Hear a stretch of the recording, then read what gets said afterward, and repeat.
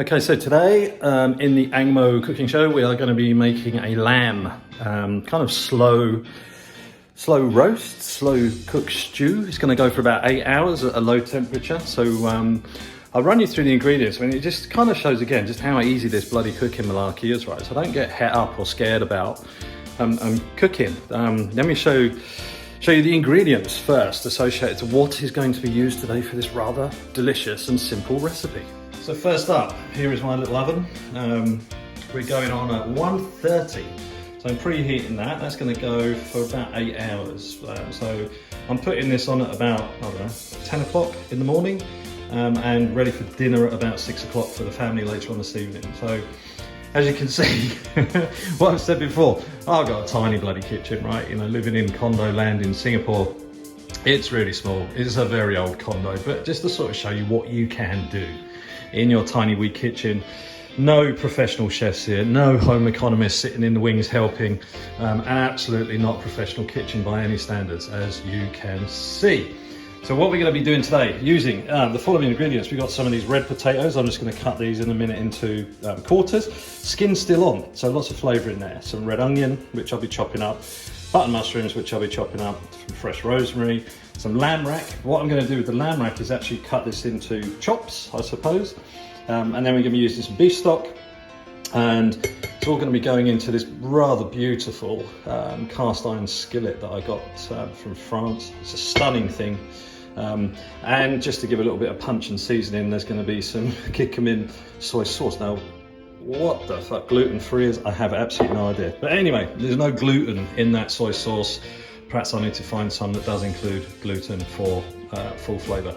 And of course a little bit of seasoning, salt and pepper. So come back in a sec. So what I'm going to do with this lamb is actually cut in between the bones. So this is just a normal lamb rack. So you can see here where the meat is, like, you know, spare ribs and the like. So I'm going to be cutting these down here into individual chops.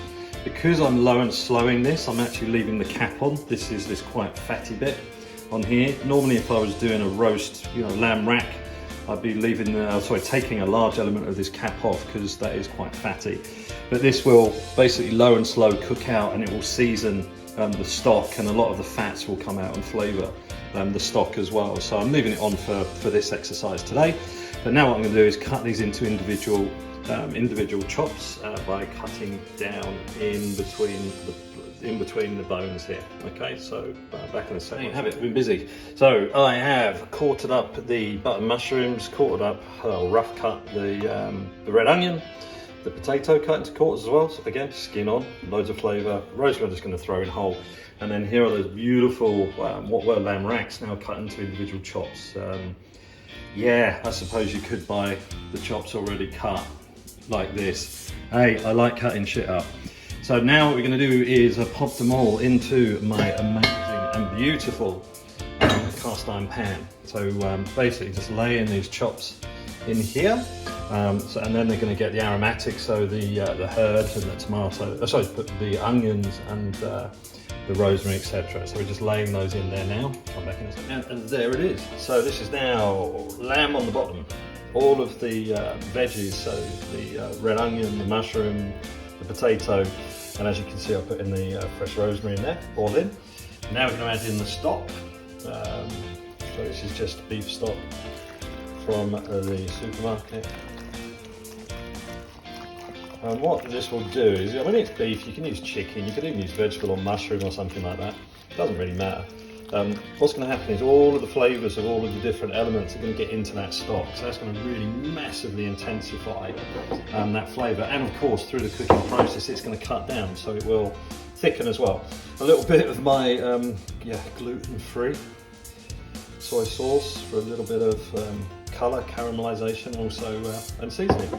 And to be honest, that's that. Right? It's pretty simple, right? The lid is going to go on, and that is going in there for the next 8 hours. It's as simple as that. And just leave the bloody thing alone. So it's going to run at 130 degrees for 8 hours, and just leave it.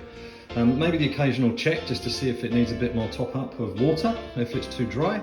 That's it. So let's come back in 8 hours or so. This is our dinner tonight, and this is prepared by our own chef, Brian Kenneth. Thank you, babe, for this wonderful food, yummy food looking food.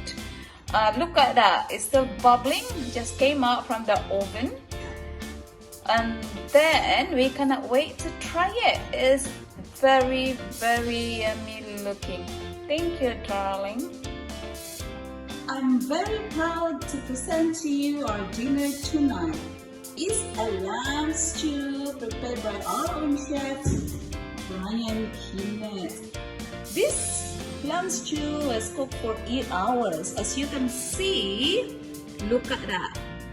All the meat is pulled out from the bone already. You don't need any knife or anything to cut it. It's just come out from the bone.